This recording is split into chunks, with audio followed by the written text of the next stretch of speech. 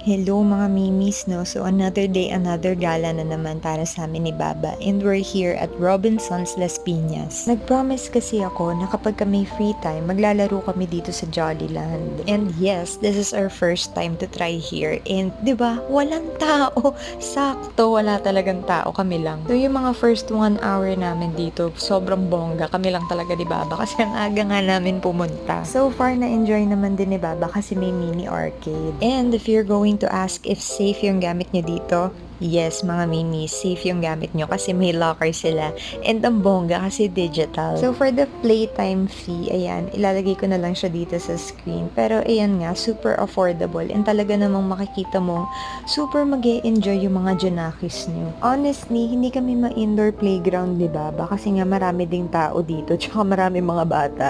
Pero syempre, ano ba naman yung minsan lang at saka maaga naman kaming pupunta, di ba?